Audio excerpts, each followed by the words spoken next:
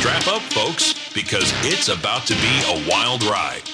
Tonight on the Underground Nation podcast, we're diving headfirst into the outlaw side of hip-hop. Our guest has lived both sides of the badge, walked through fire, and turned his scars into raw, unfiltered music.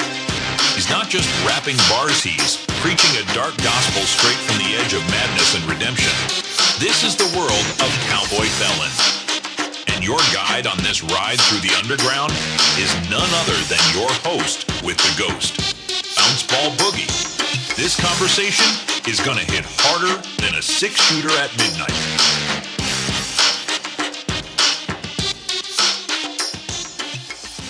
Tonight on the Underground Nation podcast, we're riding straight into the darkness. Our guest has worn the badge, done the time, and walked through hell to bring back a voice for the voiceless. He's an ex-cop turned ex-con, a storyteller armed with horrorcore verses and outlaw gospel. From Not a Monster to Hellhound, he paints the kind of lyrical pictures you don't just hear, you feel. He's raw, he's real, and he's ready to talk about the demons he's faced, the battles he's fought, and the light he's trying to shine for those still in the storm. Welcome to the world of Cowboy Felon. All right, man. I feel special, man. That's fucking good. I was having a lot of fun putting that together. I was like, this is good. I gotta hype this shit all the way up. Hey, man, sounded great. Sounded great. Appreciate it. Oh no, your camera died. You pressed the button and it went. Oh, did it? Oh, yeah. Where'd I go, man? I disappeared. Hold on. Yeah, the energy in the room got too high, and all of a sudden the shit started shutting off. I get it. That shit happens to me all the fucking time. Like when I go to the grocery store, I can't let the lady check me out. I gotta do self checkout because the fucking cashier box thing will just stop working. Oh yeah. Too much energy around me, man. I'm a big ball of energy. Yeah, I see it. I feel it. Thanks, man. Again, dog, thank you so much for speaking with us. I want to start at the beginning. Like, who is Cowboy Felon in your own words? Man, I've had to tell the story a lot in recent months. So I get the best fucking version. There we go. I had a lot of practice. So, early on in my childhood, man, I grew up in a broken home. We weren't a wealthy family by any means. And, as a small child, I witnessed a lot of violence in my home between my mother and my father. He liked to abuse my mother on a regular basis. And, this is things that I've seen and witnessed more than I feel like I should have as a child. I've got 2 younger sisters as well that were in the home. Mom and dad eventually, they divorced when I was about 6 years old. And after that, my mother, trying to make ends meet on her own, she moved us into some low-income housing. And that's really when my childhood trauma started. Moving into this low-income housing, Mom developed some habits, and she wasn't hanging around with the best people, and there was people coming in and out of the house all the time that probably shouldn't have been there. And I was seeing some things that a child should never have to see. Again, there was more violence. There was some, there's some drug use and things of that nature that I was mature enough to know that it was wrong. What I was witnessing was not right. So I was, because of having younger sisters, me being the older sibling, I became very, very protective of my little sisters. And I wasn't liking what I was seeing. I would act out a lot in a violent manner as a child. There was even an instance where one of the men that was hanging out with my mother, I did not like him. He was in my kitchen and he said something kind of sideways to me. And I think I might have been about 10 years old. I had a fork in my hand. And boy. Yeah, so he said something to me. I didn't like it. So I stabbed him in the leg, but he deserved it. I thought he deserved it. And now that I'm an adult, I look back on it, he absolutely deserved it. So, fast forward a little bit, because of the things I witnessed, I kind of latched onto some television shows. I grew up watching some TV shows like Chips, man. I wanted to be a motorcycle cop. I wanted to get on that bike and just break down the highway and catch the bad guys. Starsky and Hutch, things of that nature. And I never got wrapped up in any type of illegal activities, despite the fact that the cards were stacked against me. Low-income housing, broken home, the drug use, the violence, everything all around me. I somehow was able to stay away from that. I'm not saying I was a great kid. I did some things I shouldn't have done. Probably some things that could have landed me on, in juvenile detention. I did end up on juvenile probation at one time for a felonious assault. It was one of those cases where I was truly guilty by association. I was with somebody that committed an offense. And just because I ended up on juvenile probation. But, right out of high school, I'd say about a year, I didn't know what I wanted to do with myself. And I'm still hanging around with the wrong crowd. However, still keeping myself out of trouble. no serious trouble at all. I got a mailer that came to the house, and I'm reading this, man. And it says, apply today to be a police officer, go to the police academy in Ohio. And I'm like, oh, this is funny. This is going to be great. I'm going to fill it out. I'm going to send it in. I'm going to tell my friends what I did because they're going to get a good laugh out of this. Me, Mom, it's going to be hysterical. So I sent it in. And a couple weeks later, man, I got a call from a guy that identified himself as the police academy commander that told me that I was accepted if I wanted to go, that they had a slot for me. And then that's when I'm like, holy shit, this just got real, man. So now I got a decision to make. Do I want to continue doing what I'm doing, which was pretty much nothing? It was going to lead to nowhere. Or do I want to try to take this opportunity and do something that I dreamed about as a child? So, I went to my mother, who at this particular moment was in a much better place. She wasn't the type of person she was in my early childhood. So we had a better relationship, and told her about it. And there was a cost involved because I went through what was called open enrollment. I wasn't hired as a police officer first. So I had to pay for the academy, and then I could take that certification and go get a job as a police officer somewhere. So I told my mom about it, and she's like, you want to do this? I will figure it out. And she had some very expensive antique dolls that she cherished. They were valuable to her. And she sold them and paid for my police academy. And I ended up graduating. Yeah, in 1992, I graduated. And, I worked a couple of different law enforcement jobs since, up until, and law enforcement related jobs. I was also a security contractor. And right before my incarceration, I worked for Hospital Protective Services, which, it's a para law enforcement. So I was working for a hospital network in the city of Columbus, a very large hospital network. And that was up until the day I was arrested for an incident. An incident, yeah. I'm not proud of it. I understand. Did we get to learn what that incident was? Absolutely. So February of 2024, I was tipped off by my now, I think I'm still legally married, but I'm going to call her my ex-wife. I'm trying to get used to that because, she's going to be my ex-wife. I was tipped off by a coworker of hers and her coworker's husband, who's also a police officer for some other jurisdiction. And they said, hey, man, you need to check into some things that your wife might be engaging in. Now, this was a good friend of hers, but they felt bad for me. And prior to meeting my wife, she had a reputation, and I knew this about her. She's actually caused divorce before. She had a habit of chasing married men. However, being much younger, beautiful, and I was sucked in, and she said she was going to be better. She's not going to be that kind of person no more. So her and I hooked up. We dated and we got married. We got married in 2018. And so after them tipping me off for this, man, I started as a cop. We investigate. We want to know the facts. So I started looking into everything. I started hacking her emails, her social media, and I'm uncovering some things, her browser history. And I'm uncovering some things that... And while you're doing this, you're driving yourself mad. I'm driving myself mad. So with that said, man, I discovered I had some psychological issues of my own that I wasn't addressing. Or not aware of. Such as OCD. Or possibly developing while. There was some of that. There was some of that as well. So what was happening, this 5 weeks prior to my incident, was a full-on investigation. It was me descending into madness. And I'm telling you, full-on madness, man. I was taking myself... I was a in-charge officer where I worked at, and I was taking myself out of rotation. I was staying in the office. I was in front of that computer digging for 8 hours of my shift. And it was truly affecting my employment. It was affecting my mental health. And so I didn't realize we could do this, but I understood I could get deleted messages from Meth. I could get her Facebook messages and things of that sort. So I filed for that report because I had her email address, I had her passwords. I could do that. And I went back as far as 3 years. And I started uncovering these things. And the report was being generated, and she thought I was bluffing. So every Saturday, her and I want to clarify something first, is I'm not blaming my wife for my incident. Yeah. Okay, I was truly in a mental health crisis. So what I'm telling you is facts of the case. It's nothing that's not public record. So, I'm not labeling her. I'm not calling her any names. I'm not blaming her for any of this in any way. So every Saturday, her and I would go out for lunch. We both had weekends off. And we were out at a particular place. We had lunch, and we stopped. On the way home, we decided we were going to stop at a local pub and have a drink.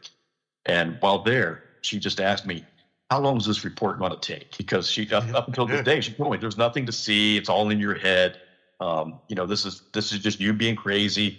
And when I told her, I said, I don't know. I'm going to look on my phone. So I pulled up my phone and I showed her. And when she saw that there was truly a report pending, she took a deep breath. She sighed and she said, I've been sending some pictures to some men. And I remember it's like somebody lit a fire within me. Looking for the real voices, the raw stories, and the underground culture they don't show you on the surface? Visit www.underground-nation.com and unlock the Underground Nation magazine digital archive. From exclusive interviews with rising artists and tattoo legends to full issues packed with underground music, ink, fashion, and rebellion, it's all there. New issues drop regularly. Every page, every voice, every movement.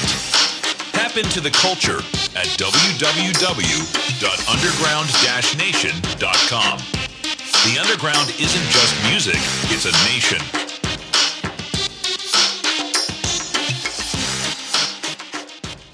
And I told her, I said, drink up. We got to go. We got some things to discuss.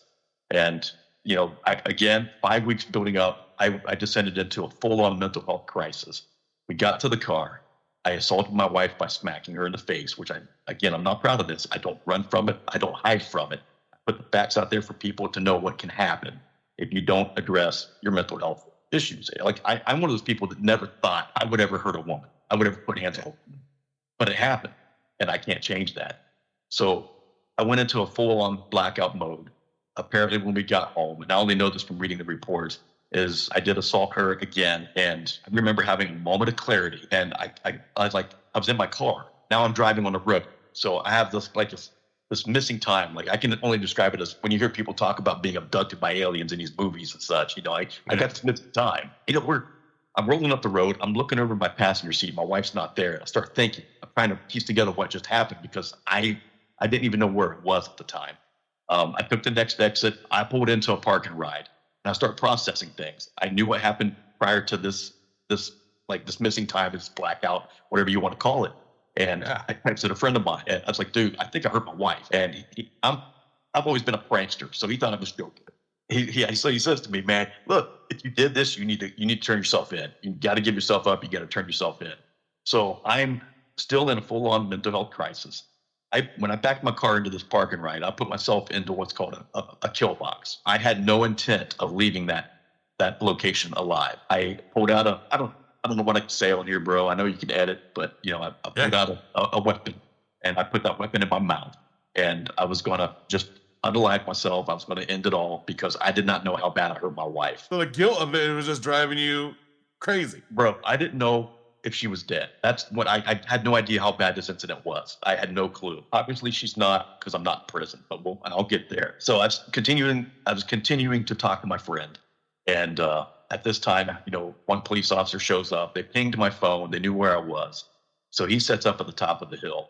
Now keep in mind, I don't know what my intent was. I knew one of the men that she was having some relations with. He was a detective for another sheriff's office, the neighboring county, which is also happens to be the road that I pulled over on, headed to that location. Now, coincidence? Kit it up. Okay, I had full kit in my car. I had my level 4 rifle plates. I had my ballistic helmet in the car. I had my rifle in the trunk, and I had like 300 something rounds of ammunition. I don't know what my intent was. I don't know if me pulling over and just taking a moment to talk to this friend may have saved my life, may have saved the life of this person. I don't know, because again, I was in a full-on crisis. So more police officers start showing up, and I'm like, okay, do I pull this trigger, or do I give myself up, or do I just get out and let them take care of business, let them smoke me and end this? You know, I don't want to know what I did to my wife, because I still love her today. I loved her then, I love her now, but you know, apparently it wasn't mutual. So I gave myself up. I was arrested. I was taken to jail. I was processed, and I made bond after 3 days. And, you know, after making that bond for 3 days, I was living in my car. I had nowhere to go. And this was in the city of Lancaster, Ohio. So I was in my car, and I was parking under streetlights in a Walmart parking lot. That's where I was staying until I could figure things out. I truly had nowhere to go. At this time, everybody had already heard the rumors. They heard what happened. And most of everybody that I knew turned their backs on me. Underground Nation, the hunt is on. Bounce Ball Boogie and his co-host Spot Vega are live on TikTok, leading the panel in search of the hottest undiscovered talent. Think you've got what it takes? Here's your shot to prove it. Drop your track into the live stream. Donate 99 coins for one full song play. The panel will review it live, give you real-time feedback, and if your sound hits, you'll earn a spot in the hot seat on the Underground Nation podcast. On TikTok, follow at Bounce Ball Boogie to join in on the fun every Thursday and Saturday night at 10 p.m. Eastern.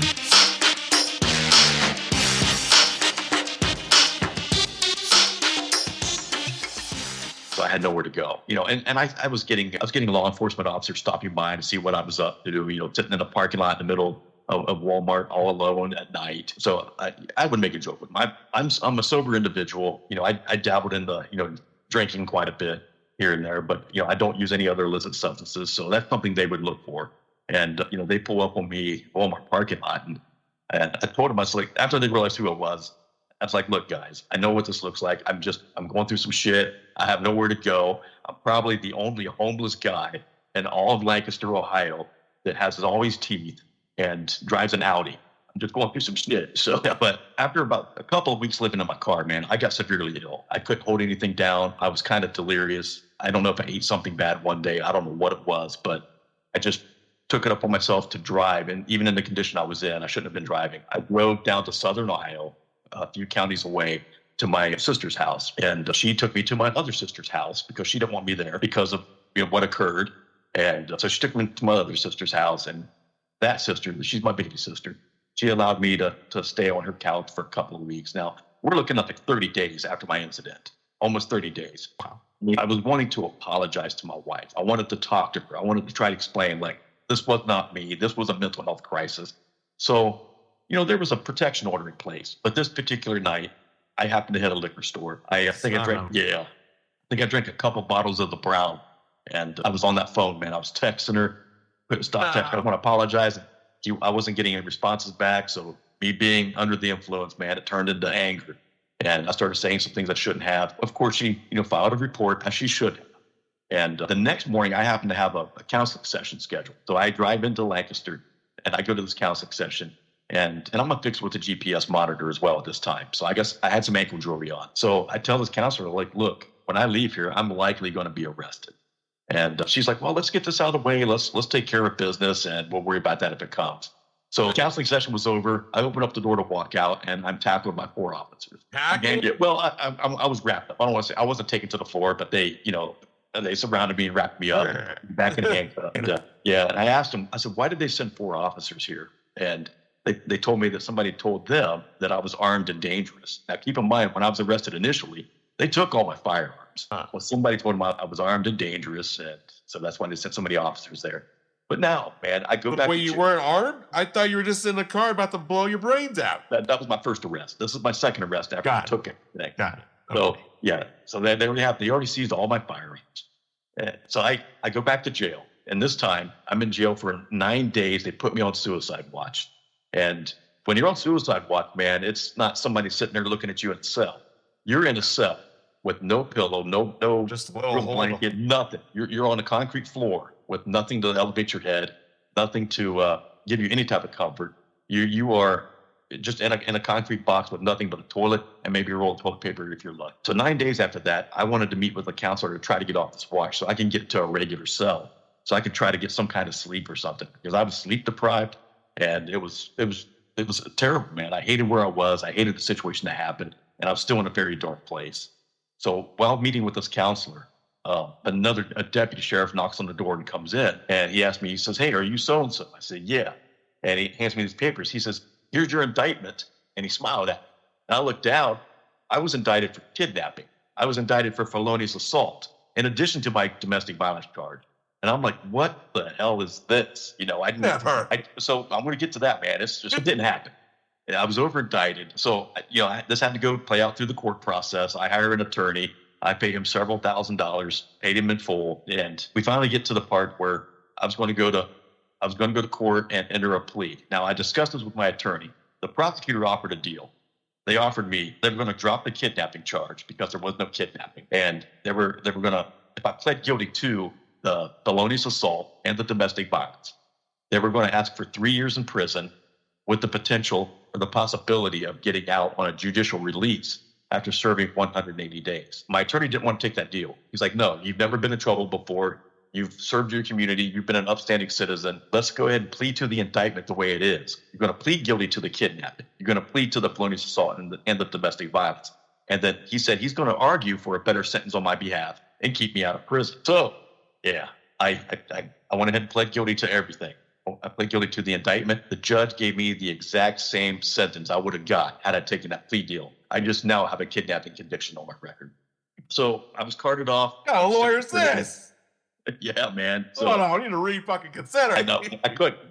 Damage was done. The plea was entered. So I went to prison, and I was sent to a maximum security facility in Toledo, Ohio. I was housed there for about exactly 180 days, because on my 180th day, they cleared me. I was in what's called protective custody because of my prior job as a law enforcement officer and the potential of somebody maybe knowing me or wanting to do me harm behind bars.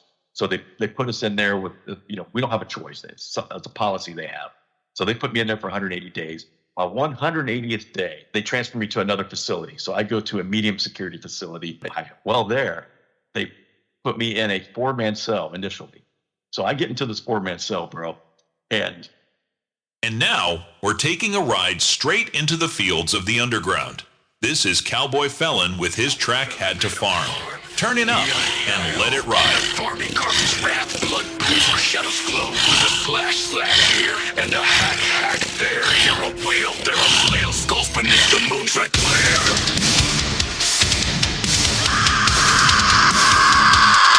Used to sow crops, now I sow screams.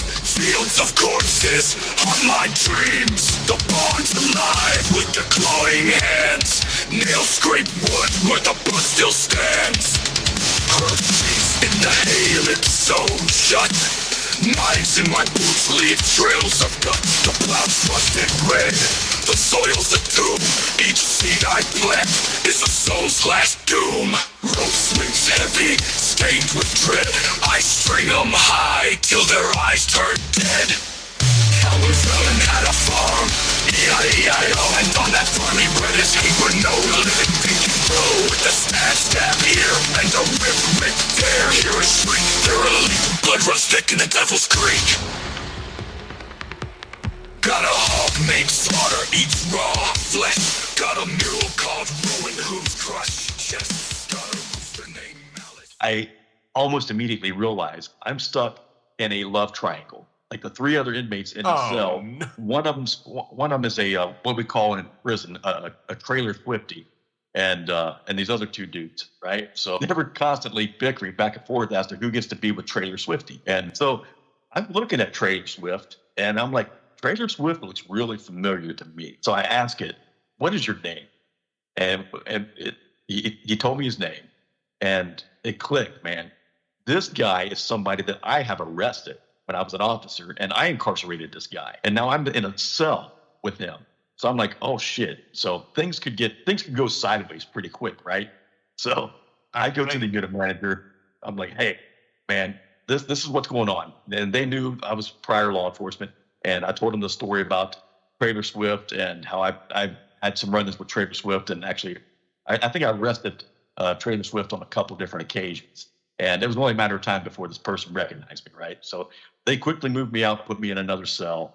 And I was there. I was at Allen Correctional for 3 weeks prior to my release. I was granted a judicial release. I ended up serving a total of about 10 months from the county jail through prison up until my release. So the judge actually granted me my judicial release on February 12th of this year. And he agreed that the services that I needed, because I was diagnosed with PTSD, anxiety, OCD, that I wasn't able to get the help that I needed while incarcerated. You were diagnosed with this while being incarcerated. Yeah. I was, well, actually prior to my incarceration, because I did have to go to a therapist to be screened and so on before I was incarcerated again, and never seen the light of day until my release.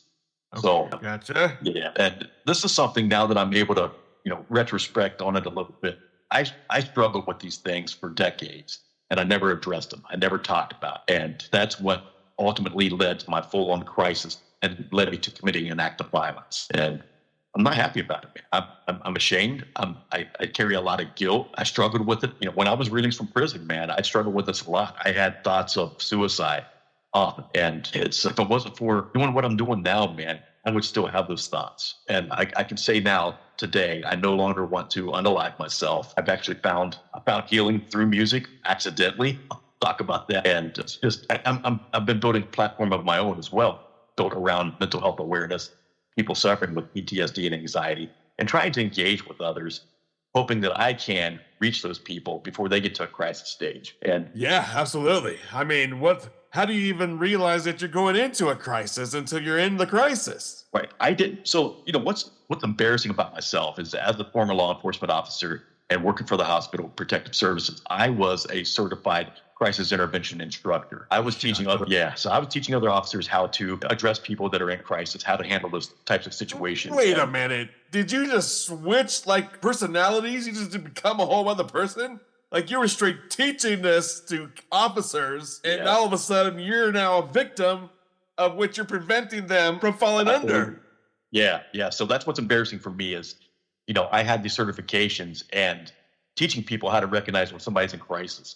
And I did not recognize that in myself. That's crazy. That's wild. Yeah. Wait, so do you feel that's just because you were blinded by the hate? I truly was. Or the betrayal, if you will? When I discovered the betrayal, especially the day when she confessed to me what she was doing, man, it was a pain that I've never felt before. It truly felt like a fire starting to burn within me. And I lost absolute control of myself, my actions, my emotions. And I'm not making excuses, but I'm explaining the facts of the case. So you hear this beeping. Yeah. I'm getting interrupted because this is a portable breathalyzer, part of being on felony probation. So now I got to do this during this podcast interview. Pretty interesting. Yeah, go ahead. What's funny about this, guys, keep in mind, I'm in my persona of Cowboy Felon. My face is painted up like a clown. This has a camera on it. It's going to take my picture. So it's interesting. He's sober, I promise. I am sober. I'm absolutely sober. In fact, I've loaded up on my Mason Perrier. My hey, look at you. Freaking, look how fancy you are, Perrier. Look at the skills of blowing into this machine, ladies and gentlemen. Look at the skills. There's no Taylor Swift in here, buddy. Son of a bitch. Well, you just said you found music on accident. So there was no early influence in your life as a child ever? I would say making the music, it was kind of by accident. I've always had a love for music. I play a little music. I just guitar behind me somewhere. I don't think you can see it there, but I play a little music. I'm not great at anything.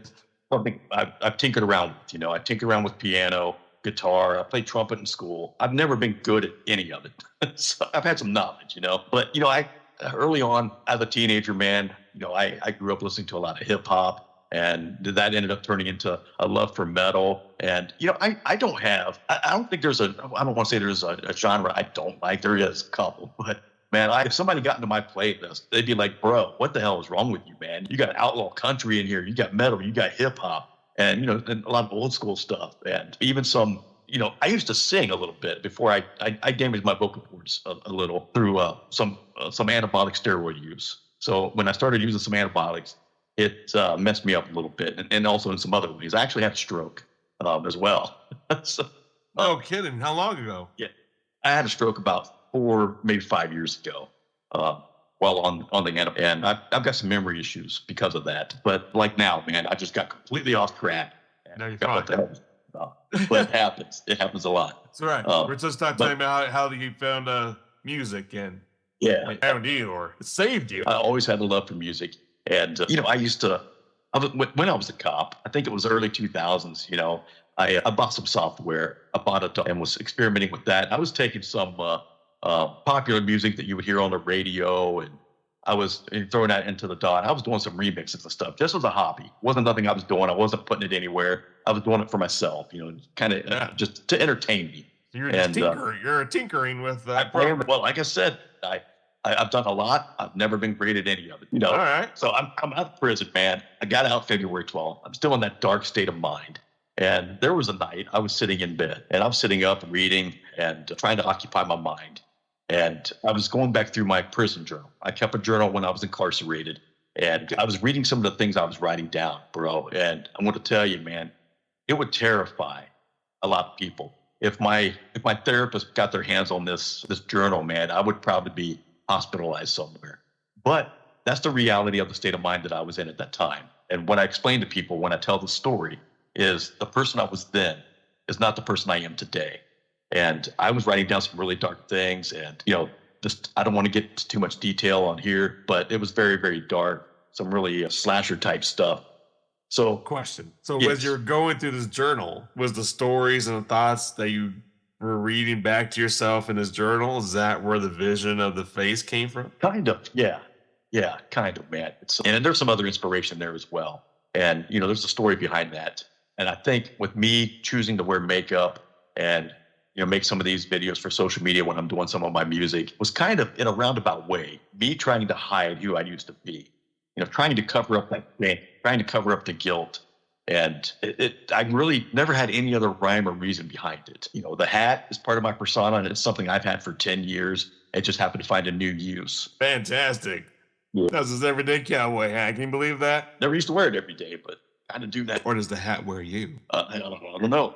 Incredible. So then tell me, I want to know, you were setting up and you were going through your journal, and when did it click that said, fuck, I need to put some of this dark shit and do some goddamn music? I don't know if it ever really clicked like that. So what I started doing was... Cowboy Felon isn't the only voice rising from the underground. From Horrorcore to Raw Street Confessionals, Underground Nation magazine delivers unfiltered stories from artists who turn pain into power and survival into sound. Every page takes you deeper into the lives shaping tomorrow's music truth untamed. Grit unapologetic, voices unforgettable. Saddle up and explore more than just one outlaw. Dive into underground-nation.com, your passport to the underground.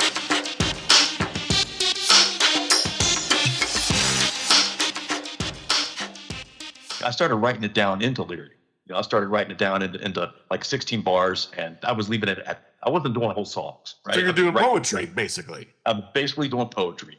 Then I started, digging up my, I got a tablet there and a phone, and I started realizing, there's some apps you can get, man. You can start making beats and things and start to, Sure. So I was blown away, bro. Like, I was blown away, like the things that are available to you now. You know what I'm saying? Woo! Start tinkering. Early 2000s, man, we didn't have this kind of stuff, right? I know. So I started making some videos. I was painting my face up, and I started making some videos to this poetry, and I was putting them on social media.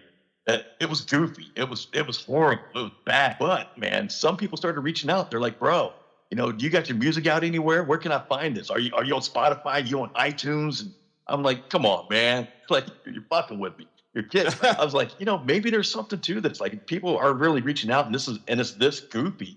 What could I do if I got some real shit? So I had a couple of people bless me, with setting me up with an in-home studio. And I got, a lot of different things that I use. Some things people in the industry frown upon, but when it comes to me, being a novice, being a beginner, I don't give a damn how I get there, as long as I'm making a project, that interests people, that sounds good. And, so I use a lot of plugins with I use FL, and I use a lot of plugins with that to do what I got to do. And it's the things that are available to us now, man, makes it, I don't want to say it's easy, but it makes it easier for us to put together, what we do. Like, for instance, I discovered using Splice. I like to use Splice for sound samples and loops. And it's got sound effects on there. It's like, I just dropped a video today on my TikTok of me doing something. I don't know if you've seen it. Yeah, you've seen it. It's a little bit different, man. It's called, I don't know if I can say the word. Can I say the word on here? You can. Okay, so, Fucked by a Felon. And it came about. It's something I did a while back that was kind of goofy that I never thought I would actually put, that I would put it down. But this man's putting it down, ladies. Look, so I haven't had my welcome home from prison. I haven't had my welcome home from prison yet, right? So somebody reached out to me, an old girlfriend of mine, my very first girlfriend. And she was like, hey, let's go somewhere, man. You come up and see me, and we'll hang out. And I'm like, okay. So we went to an event. We went to a paranormal circus, which was pretty cool, by the way. It was very interesting. And we hung out, and I ended up cooking her dinner that day. And I stayed the night. Anyway, I came back home, and I was like, man, I got some new inspiration to put this. Man, it's a porno music. Yeah, well, you heard that in the beginning, man. And that's what Splice gave me, man. I was able to to lay down a little bit of that and use some of those sound samples from there and make something pretty interesting. And I just had a great time with it. You're having fun. I like that. Absolutely. That's so. Do you actually have a process for building the moods in your songs, or is this just let it come to you? No, it's most of what I've done. Like I do have an album out there now, and what I did with that was really the album that I get out there now. It's called Black Hat Gospel. Was my prison journal, my thoughts, everything I took from there, my experiences from my childhood, all the way up through my experience with my wife's infidelity and my mental health downfall and my incarceration. All that came out in that album. It was very, very dark. So that just, what I do truly comes from my mind and my heart. Yeah. And it's dark, man. It's dark. Yeah. Can I ask, like, when you're going through that emotion of revisiting those thoughts to create the music, Yeah. does it ever trigger your PTSD? No, it's actually therapeutic, man. It actually helps me because the way I look at this and the way that my therapist explained it to me is I'm bleeding this out still. I'm still in pain. I'm still in emotional turmoil, but I'm bleeding it out in a manner that's healthy, that's not hurting anybody. It may hurt some feelings, but I don't You got a killer scream, bro. I love it. Yeah, it's that. So I've been working with a vocalist. It's given me some information to kind of really help me out with that because I'm not great at anything. So there's what you see when I drop a video on social media, or when you hear something that's produced, it takes me 30 or 40 tries to get it right, man, because it's rough. It's really rough. So there's a band called Creation Denied. I don't know if you've heard of Creation Denied, but the vocalist his name's Sean, and he does a lot of fry screaming in his metal music, and so he's turned me on to a lot of instructional videos and processes that I can use to try to get better at that. So I'm trying to get better to where I'm not damaging my vocal cords, because there's been times when I would be here in the studio laying down something that has a scream, and now I'm knocked out for 2 days. I can't talk to nobody because my voice. Man! So he's helping me. He's giving me some information, helping me get better at it, and I'm getting okay. I'm actually improving quite a bit. Wow, very cool. Well, shout out to them, and shout out to you, Sean, out there for helping motherfucking Cowboy Felon sound like a goddamn killing machine. It's amazing. So, which track do you feel that you have put out into the world is the most personal to you, and why? Not a Monster by far. And this is why. Not a Monster was written after my release from prison. And it was me, struggling. Like, I don't want to be viewed as an ex-con, a felon, an abuser. And as I say in that track is, no matter where I go, what I'm doing, I can feel society's eyes like a blade in my back. They may not know me. They may not know what I did. They don't know that I was in prison, but can't tell me that. I can feel it. That's the reality of the PTSD. Is I can feel what people are thinking. I can feel their judgmental eyes on me, even though that may not be the reality. That is how I feel. Well, that's also a sense of empathy, being an empath, being able to feel other people's energies. And absolutely. I mean, I'm able to walk into a room and it's immedially feel if it's in a good or bad way. I would say that's accurate, and that's actually played into my favor quite a bit as a former law enforcement officer. I was able to really connect with people when I needed to, even though they may not have known that I was connecting with them, but it really helped me in a lot of situations take control of a scene, or take control of we call them hot scenes, something that was really going on that was maybe chaotic, and I was able to get control of it because I was able to connect with those people when other people couldn't. I had to get right. Yeah, I was going to ask you, how would you want someone struggling in silence to feel after hearing your music? Yeah, what I try to do through my music, and why I try to connect it to my mental health awareness platform, is, I want people to know that what is in my music is truly what it's like to live with PTSD, or what it's like to live with anxiety. And then I also want them to know, like, well, this guy that's putting this out has this, he's struggling himself. He has these issues, and he's got this platform where he's able to allow us to come in and connect and talk to other people and to be heard. And what I tell them on my platforms when that happens is, when they come in and speak with me, is like, I say, look, I am not a mental health professional.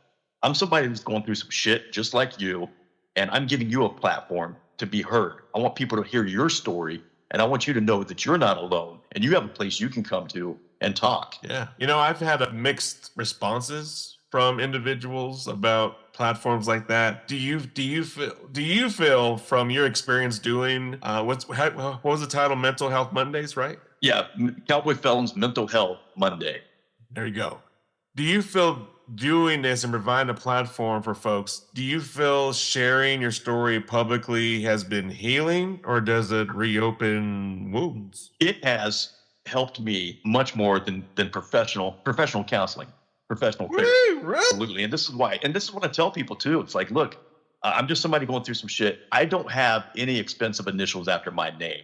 And when I talk to people also that don't have any expensive initials after their name, that's going through some shit, I feel like I can connect to them better. I can tell my story without feeling like I'm being judged.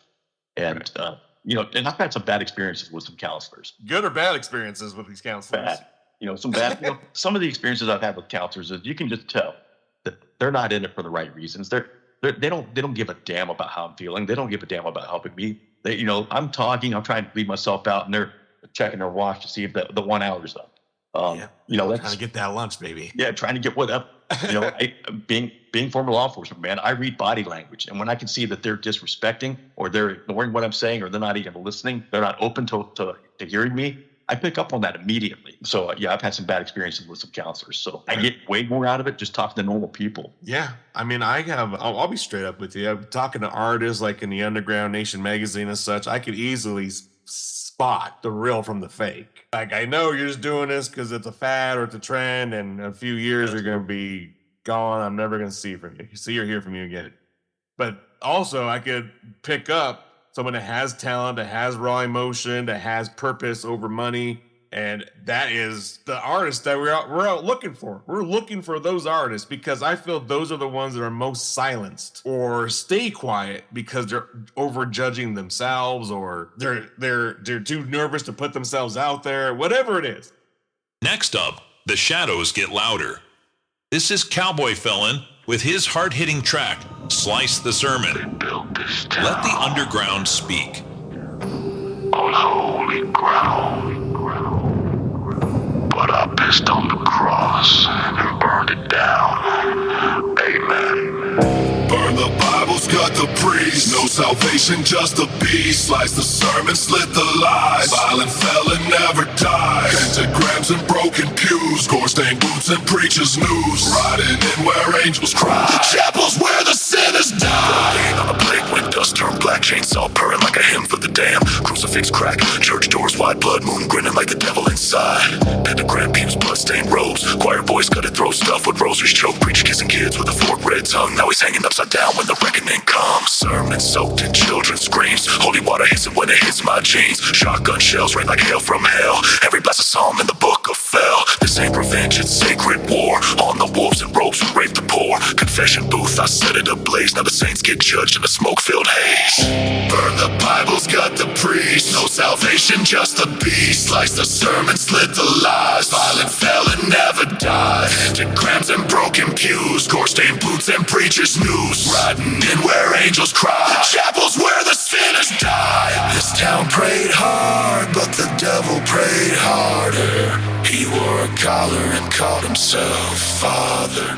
But I saw the bones in the cellar choir, so I lit the match. I feel it. I mean, situation, with the PTSD and the anxiety. Somebody's like, hey, I might be able to get you a gig, man. Maybe you can do some live performances. I'm like, I start to shake. I start to sweat, thinking about people, man. People, like, to me, when I have a hard time going to the grocery store. It is very difficult for me. I got to look, when I get out of prison. That's what I was telling you earlier. I had the same shit. I was happily surprised to discover I can order my groceries and just go pick them up from the grocery store. They just bring them out to the car for me. Shit. That was a lifesaver for me. And it might have been a lifesaver for others. It has been. You're right. Yeah. You're absolutely right.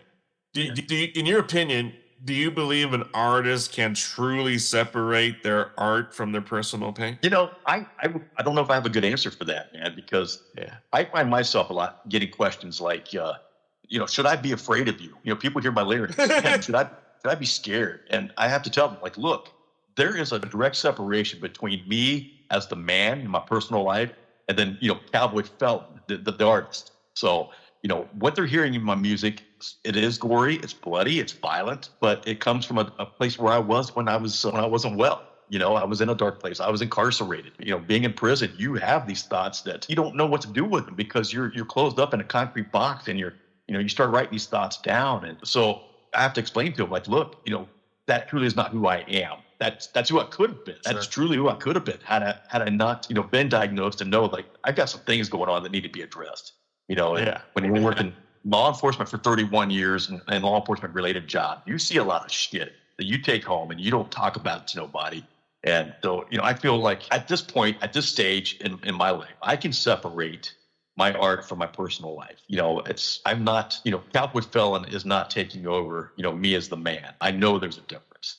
And I do try to separate that. However, I have found myself when I go out in different places, I'm self-promoting as well. I'm telling people, like, look, hey man, what kind of music you listen to? Here, check this out. Hey man, pull me up on your Spotify. I'm trying to self-promote everywhere I go. But I don't think that's, that's Cowboy Felon trying to take over my personal life. It's business, man. It's business. Just you trying to get your message out there. Absolutely. I was just who was I talking to earlier? We were just saying the same shit. It's not about money. It's about sending a message. Your new hook, man. Put that hook to paper. Absolutely.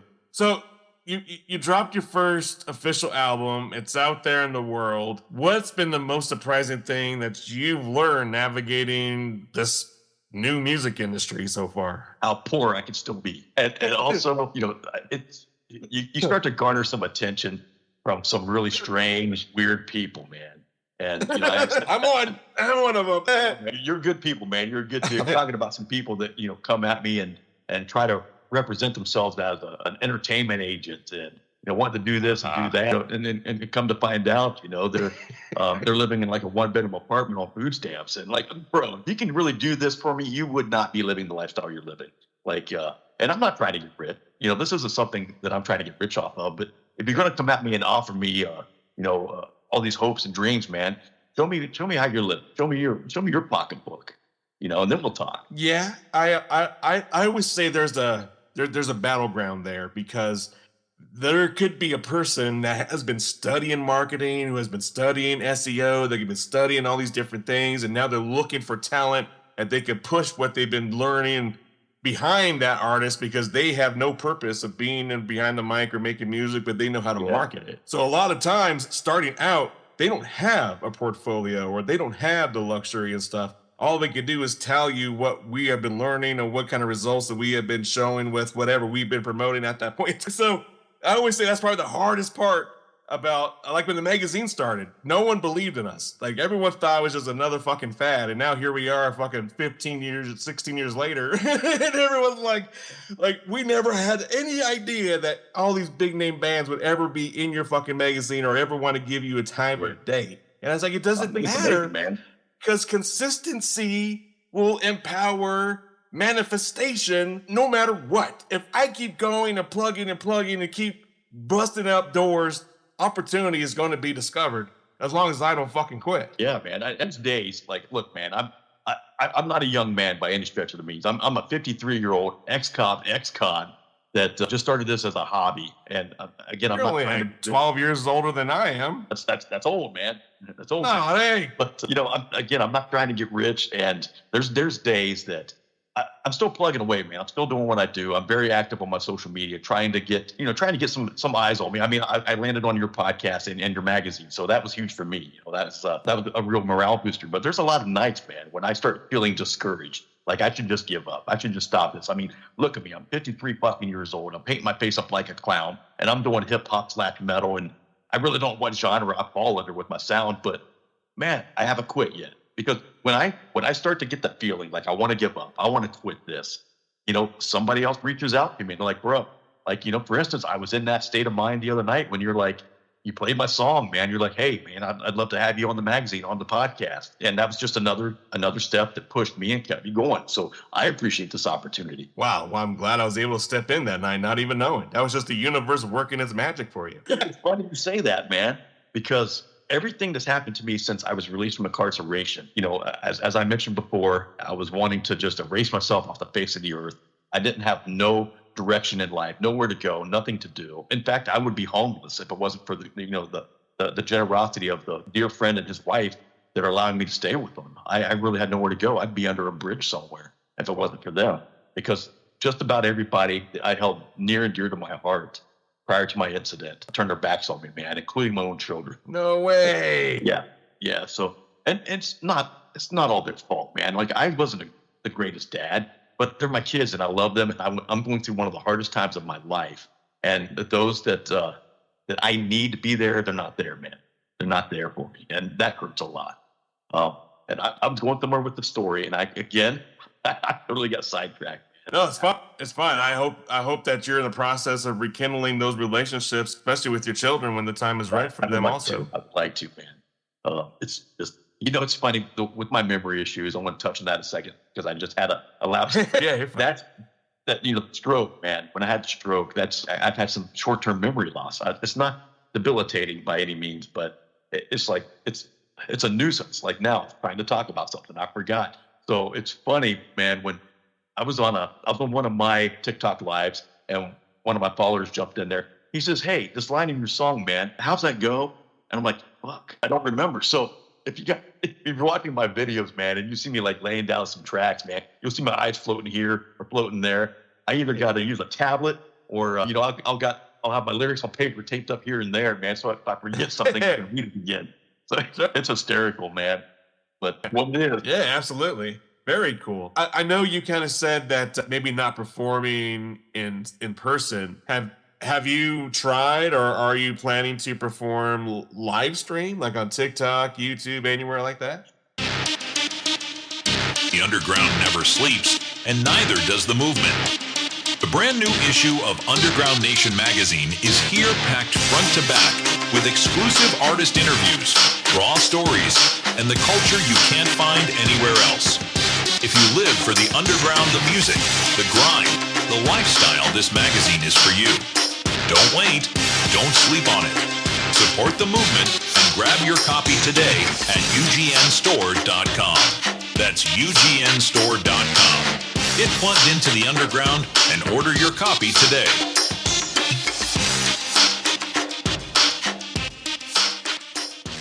I don't know exactly. So my first album, I used a lot of vocal effects, a lot of layers, and I still do. I get that by layering and using pitches. I can get that demonic growling sound. And maybe this is something you could guide me on. As far as like a live performance, I don't know how that would translate into doing something live and getting that same effect, because I don't sound like that demon that you hear in the music. I don't know how to do that. Understood. I know with one of my programs, I also use Wave. I'm sure you're familiar with Wave Studio, but I also use Wave, and it's got a plugin with it also, like an auto-tune type program. But and you can also use it for live performances. You can tune that for live, but still it doesn't give the layers that I use in my music. So I'm not sure how that works. Nods, man. I'm brand new to this shit. I'm understood. Something every day. Understood. So when I personally make a mix and master, I always have a show version of the official song, and the show version, like you were just saying, how I sound like a demon. So I would have that vocal still left on the track. Yeah. So when I'm rapping or whatever live, that vocal is still lacing. I'm still lacing that vocal track. Now that part, another person told me. Background. Another person told me he's in the music industry as well. He was trying to get me over to Chicago, and I'm south of Columbus, Ohio. He was trying to get me over to Chicago. Said he'd get me a live gig over there. I brought up this concern, like, I'm new to this. I don't know how to do this. And he's like, "Oh man, don't worry about it." He said, you'd have an earpiece in, and you're gonna, your lyrics or your vocals will still be coming through. And if you forget something or whatever, it'll just play through. You just, you move on. And I don't know, man. It's with that, and I don't own my own live performance equipment, so I don't know what people would have, what sound engineers would have available wherever I go, and that's a concern. And not only that, PTSD, and I'm still on felony probation, man. I'm still wearing ankle jewelry. They have seen what I'm trying to do, and they have been very supportive. So they've allowed me to travel to Kansas. I had something going on in Kansas.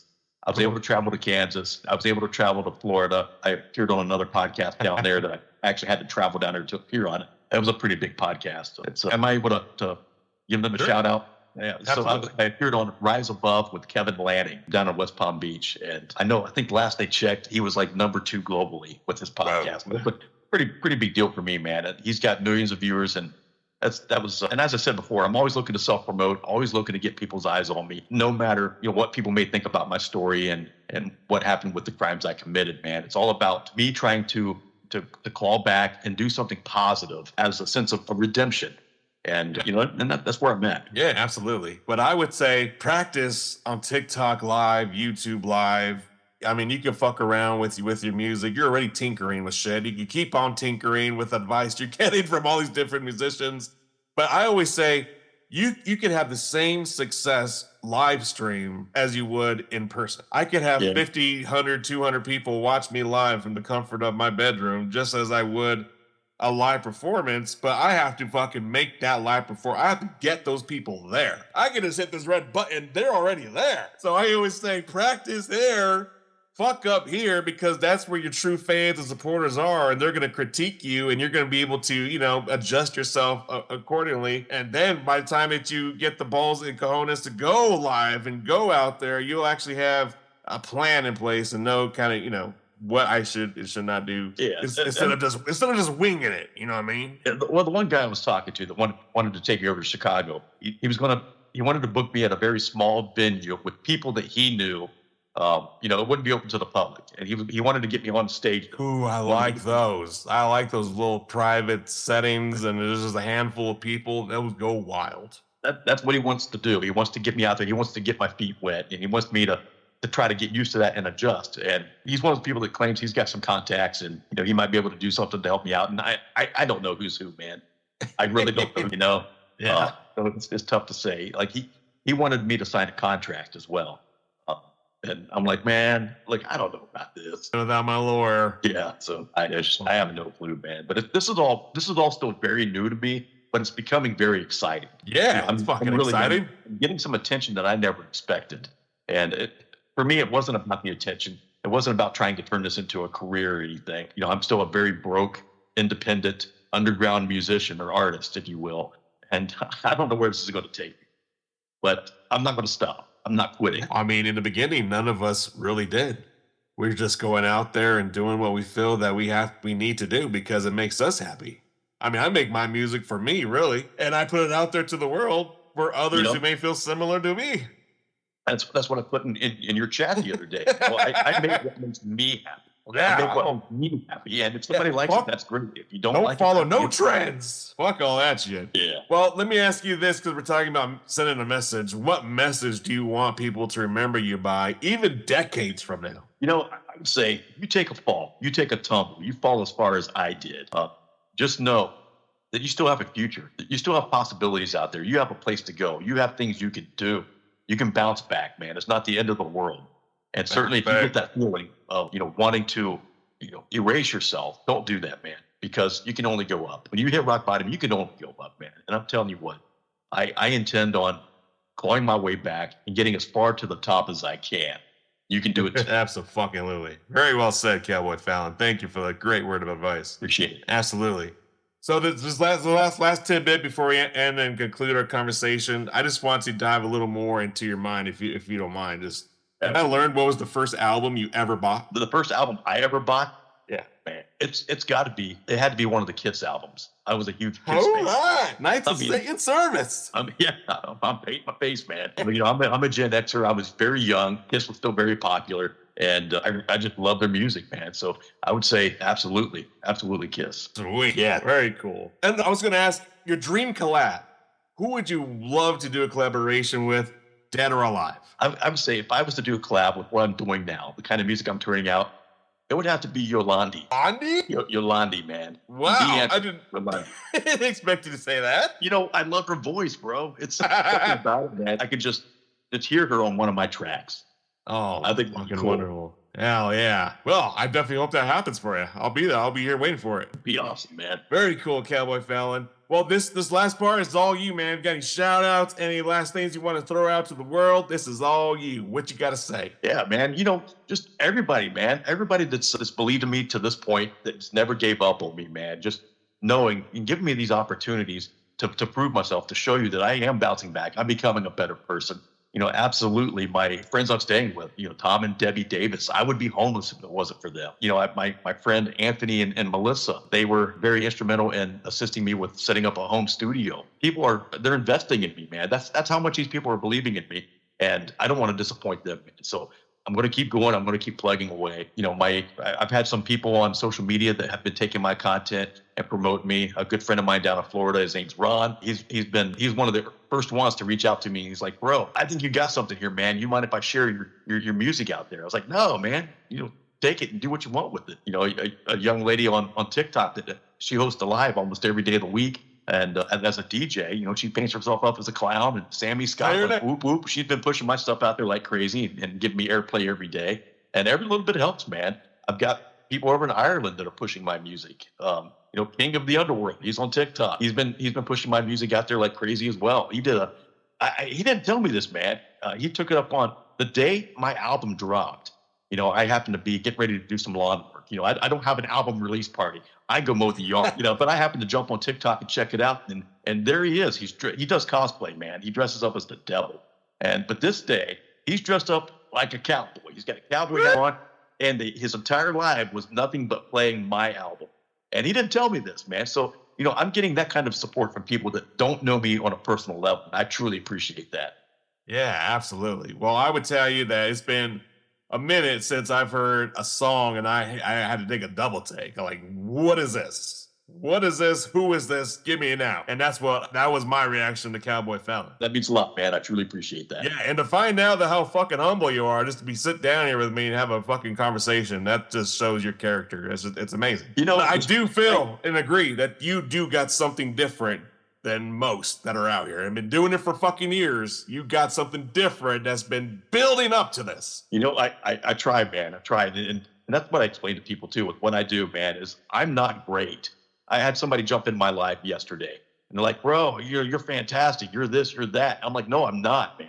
It takes me dozens and dozens of attempts to get what I'm trying to do, and a lot of tinkering and experimenting. And that's where I'm getting my sounds from. And that's what I'm doing. I'm not great at anything. I can't sing. I use a lot of auto-tune. That's no secret. I don't gatekeep that, man. Like, I have help. Hell yeah, I totally agree. I use the same plugins too. I don't try to overdo it like these newcomers, but it's all about turning out a great product that people enjoy. And I don't give a damn how I get there. I just want to turn out something that people are going to love and enjoy. Well, we are definitely enjoying it here in the Underground Nation. We got our eyes on you, ears open, and we are ready to support you full fist behind your back. We got you, Cowboy Felon.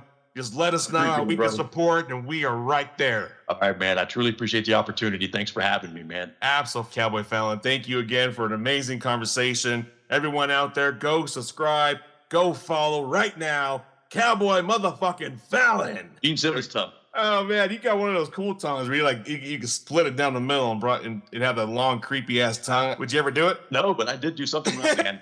So, a little piece of skin under your tongue. As I took a razor blade and I cut it. No way. Yeah, man. I was probably 10 or 11 years old, man. And I cut that trying to make my tongue long like Gene Simmons. You fucking found the secret way too early in life. I'll say this, man. The ladies like it. You've just taken a ride with Cowboy Felon inside the Underground Nation podcast. But this is only the beginning.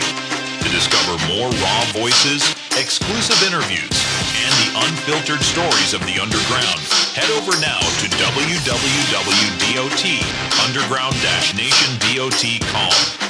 That's www.underground-nation.com.